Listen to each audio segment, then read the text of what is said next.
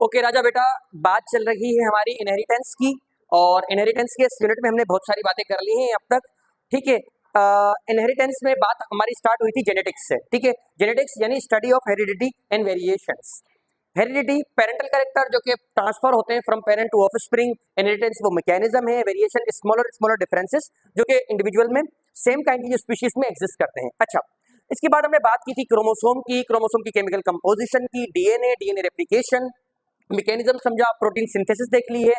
और फिर हमने स्टार्ट किया था मेंडलिज्म। ठीक है, मैंने आपको बताया था वो एरा, वो टाइम, वो जेनेटिक्स जो कि मेंडल के टाइम पे आई उसे मेंडलिज्म कहते हैं। मेंडल क्यों कामयाब नहीं हो पाए थे अपने टाइम में अपने टाइम पर, इनको क्यों इतनी अहमियत नहीं मिल पाई जिसके वो हकदार थे, वो भी हमने बातें कर ली हैं। और किस तरीके से इनका काम डिस्कवर हुआ वो भी हमने देख लिया है। मेंडल लकी किस तरीके से थे, अपने मेंडल और इनके प्रीसीडर्स में क्या डिफरेंस था वो भी हमने देख लिया। जो एक्सपेरिमेंटल मॉडल मेंडल ने लिया, जो मेथडोलॉजी मेंडल की थी वो उनके प्रीसीडेंट्स की नहीं थी। दैट्स व्हाई वो सक्सेस नहीं हो पाए। मेंडल जो है सक्सेस हो गए और उनका काम इतना पब्लिश हुआ। मेंडल ने एक तो इन्होंने एक्सपेरिमेंटल मॉडल पी प्लांट किया था। इनका मेथडोलॉजी लास्ट टाइम हमने डिस्कस किया। सबसे पहले वो सिलेक्शन करते थे ट्रू ब्रीडिंग वैरायटीज की। ठीक है, ट्रू ब्रीडिंग वैरायटीज ऐसे काइंड के इंडिविजुअल, ऐसे काइंड के प्लांट जो कि सेल्फ पॉलिनेशन करने पर अपने ही जैसे इंडिविजुअल दें, उन्हें हम ट्रू ब्रीडिंग वैरायटी कहते हैं। मेंडल ने सबसे पहले ट्रू ब्रीडिंग वैरायटी ली, उनमें करवाई क्रॉस पॉलिनेशन सो दैट इनको F1 जनरेशन मिल पाए। F1 जनरेशन की ये सेल्फ पॉलिनेशन करवाकर F2 और F3 जनरेशन हासिल करते थे। मैंने कहा ना मेंडल मैथ के मास्टर थे, मेंडल को स्टैटिक्स अच्छी आती थी। मेंडल की खूबी यही थी कि वो हर इंडिविजुअल को, हर करेक्टर को 2 से 3 जनरेशन तक स्टडी करते थे, जिससे उनकी एक्यूरेसी जो एक्सपेरिमेंट की थी और भी बढ़ गई। मेंडल हर चीज का रिकॉर्ड बनाते थे, लिखते थे।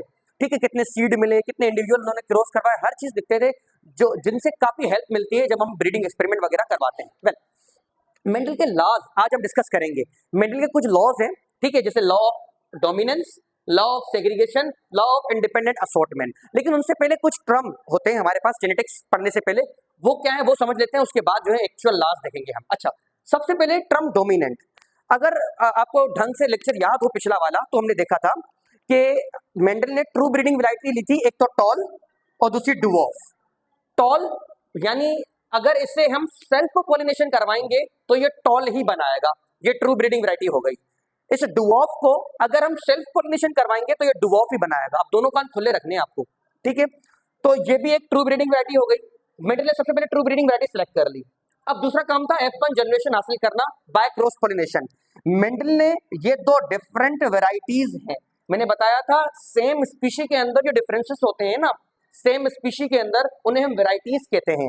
ये सेम स्पीशी है पी प्लांट, लेकिन वैरायटीज है ये दोनों में फर्क है ना, इस वजह से वैरायटी कह रहे हैं। अच्छा, दो वैरायटीज को जब आपस में क्रॉस करवाया जाता है, इस प्रोसेस को हम हाइब्रिडाइजेशन कहते हैं, जो कि हमने ढंग से देख लिया था, डिटेल से देख लिया था हमारे प्रीवियस लेक्चर्स में। ठीक है, हाइब्रिडाइजेशन। अच्छा, मेंडल ने जब हाइब्रिडाइजेशन करवाई तो मेंडल को इसके इंडिविजुअल मिले, ऑफस्प्रिंग मिले। ये पेरेंटल जनरेशन है, इनसे जो इंडिविजुअल मिलेंगे ना, क्योंकि ये पहली जनरेशन है, दैट्स व्हाई से F1 जनरेशन कहेंगे। F refers to the filial यानी औलादों वाली जनरेशन। ठीक है, पहली औलाद वाली जनरेशन इनको मिली और सब के सब जो इंडिविजुअल थे वो टॉल थे। देखिए यहाँ पे क्रॉस टॉल और डुअर्फ दोनों हो गए हैं, लेकिन करेक्टर सिर्फ एक ही मिला, टॉल। कुछ प्लांट टॉल हाइट वाले थे, लंबी हाइट वाले, कुछ छोटी हाइट वाले, दोनों को क्रॉस करवाया, जितने भी प्लांट मिले वो लंबी हाइट वाले मिले, डुअर्फ वाला करेक्टर मिला ही नहीं। तो मेंडल ने इस बेस पर एक टर्म प्रपोज किया, डोमिनेंट। मेंडल ने कहा वो करेक्टर जो कि F1 जनरेशन में अपीयर होंगे वो करेक्टर डोमिनेंट है, वो गालिब है, और वो करेक्टर जो कि F1 जनरेशन में अपीयर नहीं होंगे लेकिन उनकी इंफॉर्मेशन मौजूद होगी, आगे चलकर सक्सेसिव जनरेशंस के अंदर वो अपीयर जरूर होंगे, वो करेक्टर रिसेसिव करेक्टर हैं। इस बेस पर मेंडल ने पूरे के पूरे जो 7 करेक्टर थे ना पी प्लांट के, उनमें डोमिनेंट और रिसेसिव है ना डिसाइड कर लिया। जैसे एक करेक्टर तो हमने लिया उसकी हाइट, मेंडल ने क्या करा फिर फ्लावर का कलर लिया, एक वायोलेट कलर वाले फ्लावर लिए यानी पर्पल वाले, एक व्हाइट वाले फ्लावर लिए, दोनों को क्रॉस करवाया, F1 जनरेशन के अंदर वायोलेट मिला, मेंडल ने कहा ये डोमिनेंट, व्हाइट वाला रिसेसिव। मेंडल ने उसके बाद फ्लावर की पोजीशन, कुछ ऐसे प्लांट लिए जिनमें फ्लावर की पोजीशन एक्सियल थी यानी साइड पे थी, और कुछ में टर्मिनल थी, क्रॉस करवाया, F1 जनरेशन के अंदर सारे के सारे इंडिविजुअल एक्सियल फ्लावर वाले मिले, मेंडल ने कहा एक्सियल जो है वो डोमिनेंट, टर्मिनल वाले रिसेसिव। फिर मेंडल ने सीड कोट कलर लिया, 2 कलर के सीड लिए, एक येलो ग्रीन वाले, F1 जनरेशन के अंदर सारे के सारे येलो मिले, येलो क्या बन गए डोमिनेंट, और ग्रीन क्या बन गए रिसेसिव। क्यों ऐसा क्यों हुआ, डोमिनेंट क्यों बन गए ये येलो वाले? किस बेस पर? जी एक बार फिर से रिपीट करता हूं। मेंडल ने दो करेक्टर लिए, दोनों को क्रॉस करवाया। जो करेक्टर F1 जनरेशन में अपियर हुए वो डोमिनेंट करेक्टर, जो नहीं हुए वो रिसेसिव करेक्टर। अच्छा, इस तरीके से मेंडल ने स्टेम की हाइट देख ली, फ्लावर की पोजीशन देख ली, फ्लावर का कलर देख लिया, सीड का कलर देख लिया। अब सीड के शेप की बारी आई। कुछ सीड राउंड होते हैं पी प्लांट के अंदर, कुछ रिंकल्ड होते हैं, यानी उनमें ऊबड़ खाबड़ स्पेसेस होते हैं, इररेगुलर से होते हैं वो। इनको क्रॉस करवाया, F1 जनरेशन के अंदर सारे के सारे राउंड मिले, तो राउंड क्या बन गए? डोमिनेंट। और रिंकल्ड क्या बन गए? रिसेसिव।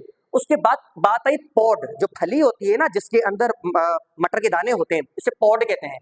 पॉड के कलर की बात आई, ग्रीन कलर की पॉड और येलो कलर की पॉड। इनको F1 जनरेशन के अंदर ग्रीन कलर की पॉड मिली, तो ग्रीन क्या बन गई? डोमिनेंट। और येलो क्या बन गई? Last character. इस तरीके से लास्ट कैरेक्टर बचा पॉड की शेप। अगर पॉड की शेप बिल्कुल इन्फ्लेट होगी, स्मूथ होगी, और दूसरी होती है पॉड की शेप है ना कॉन्स्ट्रिक्टेड होती है, उनमें ना इस तरीके से एरियाज होते हैं इस तरीके के, ठीक है। ये भी ऐसी पॉड होती है, वो दूसरी बिल्कुल स्मूथ होती है, ठीक है, बिल्कुल स्मूथ। दोनों को क्रॉस करवाया, मेंडल को F1 जनरेशन में ये स्मूथ वाले मिले, तो स्मूथ वाले क्या बन गए? और कॉन्स्ट्रक्टेड वाले क्या बन गए? रेसेसिव। इस बेस पे मेंडल ने डिसाइड कर दिया, so whatever the character we get into the F1 generation, this is what is called the dominant character. और जो F1 जनरेशन में ना मिले, छुप जाए, वो रेसेसिव। उसके बाद एक होता है टर्म फिनोटाइप। फिनोटाइप का मतलब एक्सटर्नल जो अपीयरेंस है ना किसी भी ऑर्गेनिज्म की, उसे फिनोटाइप कहते हैं। हमारी जो दो हाथ, दो पांव, दो आंखें, हेयर वगैरह जो भी है, ये हमारा फिनोटाइप है। इसको आप बाहर से ऑब्जर्व कर सकते हैं। एनिमल के केस में जो चीज आप आंखों से ऑब्जर्व कर सकते हैं वो उनका फिनोटाइप है। प्लांट के केस में उनकी स्टेम की हाइट, उनके सीड का कलर, उनकी सीड की शेप, उनके पोड का कलर, उनकी पोड की शेप, इसके अलावा फ्लावर की पोजीशन, फ्लावर का कलर, ये सब कुछ जो आप एक्सटर्नली देख सकते हैं, जो आपको अपियर होते कैरेक्टर, उन्हें फिनोटाइप कहा जाता है। फिनोटाइप समझ में आ रहा है? ठीक है। अच्छा, अब फिनोटाइप, हर फिनोटाइप का एक जीनोटाइप होता है। से फॉर एग्जांपल टॉल है ना, टॉल स्टेम और शॉर्ट स्टेम, ये फिनोटाइप है। ये बात आ रही है समझ में? टॉल स्टेम और शॉर्ट स्टेम फिनोटाइप है। कैसे है राजा बेटा, बताओ फिनोटाइप कैसे है ये? एज सिंपल एज दैट, उनको एक्सटर्नली देख सकते हैं, तो ये तो हो गया फिनोटाइप। हर फिनोटाइप को बनाने के लिए अलील्स रिस्पॉन्सिबल होते हैं। फिर से बोलता हूं, हर फिनोटाइप को बनाने के लिए अलील्स रिस्पॉन्सिबल होते हैं, और किसी भी फिनोटाइप को बनाने के लिए जो अलील होते हैं ना, उन अलील को हम जीनोटाइप कहते हैं। से फॉर एग्जांपल स्टॉल को बनाने के लिए कैपिटल टी अलील होते हैं, तो ये इसका जीनोटाइप है। इसको बनाने के लिए स्मॉल टी है, तो ये इसका जीनोटाइप है। इतनी बातें आपको समझ में आ रही हैं? ठीक है। जी, हर फिनोटाइप को बनाने के लिए अलील्स और जीन रिस्पॉन्सिबल होते हैं। किसी भी फिनोटाइप को बनाने के लिए जो अलील का कॉम्बिनेशन है ना, वो जीनोटाइप, ठीक है। जैसे हमारे स्किन का कलर है ना, उसे हम ABC जीन से रिप्रेजेंट करते हैं, तो स्किन का कलर ये फिनोटाइप हो गया, ABC जो है वो जीनोटाइप हो गया। इसी तरीके से हाइट के लिए अलग जीन दिए जाते हैं। हाइट जो है हमारी, टॉल है या शॉर्ट है, ये एक फिनोटाइप हो गया। कौन से जीन उसको बना रहे हैं, वो जीनोटाइप हो गया। इसी तरीके से हमारी आई का कलर जो है वो एक फिनोटाइप है, कौन बना रहा है, जीनोटाइप हो गया। ये बातें आ रही है समझ में? जी, कॉम्बिनेशन ऑफ अलील। जी नहीं आया, जीनोटाइप। देखें, फिनोटाइप जो करेक्टर है वो फिनोटाइप, लेकिन उसको बनाने के लिए जो अलील रिस्पॉन्सिबल है ना, वो जीनोटाइप। ठीक है, आ रही है बात? अच्छा, करेक्टर नहीं समझ में आ रही है? अरे चले ठीक है। उसके बाद एक टर्म होता है करेक्टर, एक होता है ट्रेट। दोनों में थिन लाइन डिफरेंस है। मैं आपको फ्लावर की ना हाइट से समझा, फ्लावर के कलर से समझते हैं हम। फ्लावर का कलर है, ठीक है, और कलर वायोलेट होता है और व्हाइट होता है। जो फ्लावर का कलर है ना, कलर, ये करेक्टर है। लेकिन कलर पर्पल होगा या व्हाइट होगा, ये ट्रेट है। ह्यूमंस की हाइट है ना, ये एक करेक्टर है। टॉल होगी, शॉर्ट होगी, मीडियम होगी, ये एक ट्रेट है। जी नहीं, नहीं, मैंने फिनोटाइप की बात हो रही है यहाँ पर। अलील तो जो उसको रेगुलेट करेगा।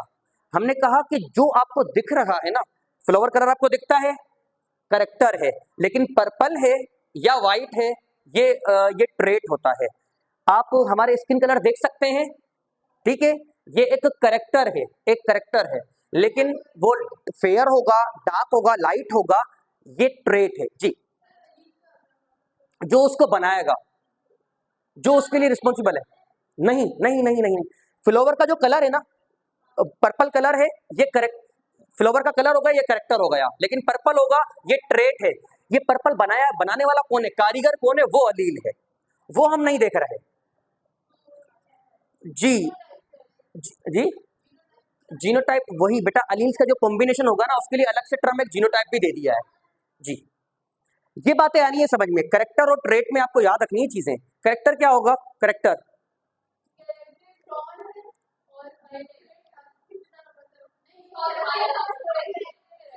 Very good. हाइट जो है वो करेक्टर है, लेकिन जो उसकी अल्टरनेटिव फॉर्म्स है ना, वो ट्रेट है। As simple as that. बातें आई हैं समझ में। चले आगे मूव करते हैं।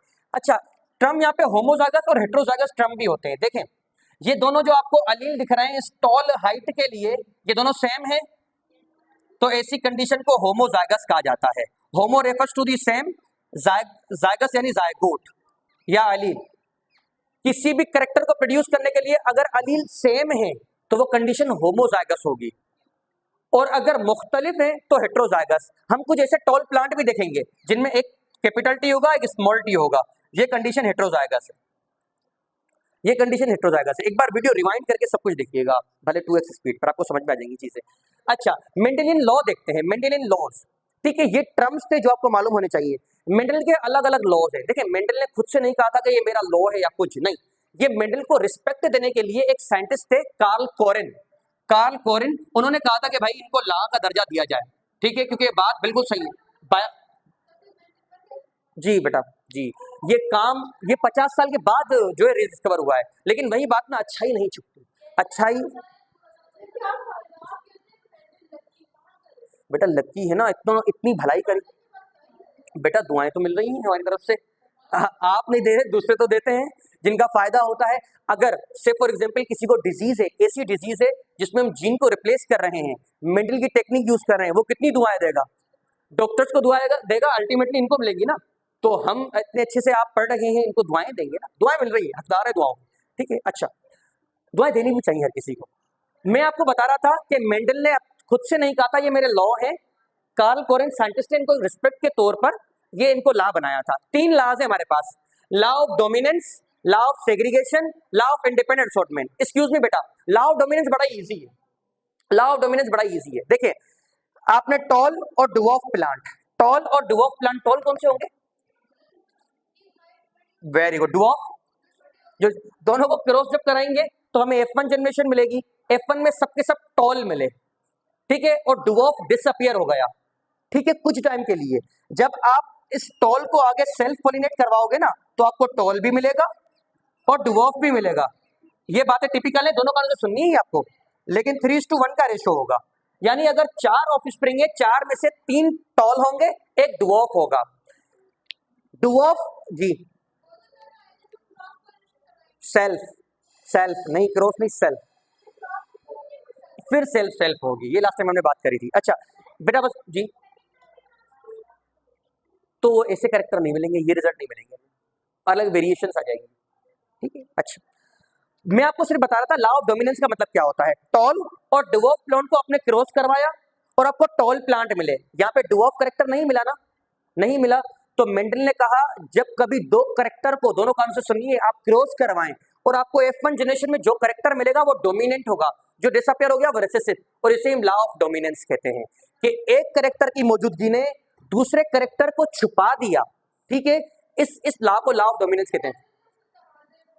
नहीं, F1 जनरेशन में ऐसा नहीं होगा, F1 जनरेशन में ऐसा नहीं होगा, क्योंकि जो कैपिटल टी है ना, वो कहेगा, हम लास्ट टाइम हमने बात की थी कि घर में मतलब जो बड़ा है उसकी चलती है।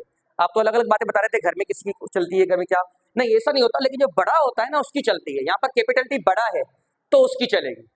ठीक है, कैपिटल टी बड़ा है ना, तो टॉल कैरेक्टर ही रहेगा। आपको सिर्फ इतना याद रखना है कि दो कैरेक्टर को क्रॉस करवाया जाए, जो कैरेक्टर आपको F1 जनरेशन में मिले वो डोमिनेंट है, जो ना मिले वो रिसेसिव है, इसे लॉ ऑफ डोमिनेंस कहते हैं। अब आप मुझे बताओगे, अगर हम फ्लावर, एक्सियल फ्लावर और टर्मिनल फ्लावर को क्रॉस करेंगे तो हमें कौन सा फ्लावर मिलेगा, एक्सियल। एक्सियल क्या होगा, और टर्मिनल, यही लॉ ऑफ डोमिनेंस। इसी तरीके से वायोलेट फ्लावर और व्हाइट फ्लावर को क्रॉस करोगे, कौन सा मिलेगा, वायोलेट यानी पर्पल, तो यहाँ पे पर्पल क्या हो गया, और है ना व्हाइट क्या हो गया, रेसेसिव।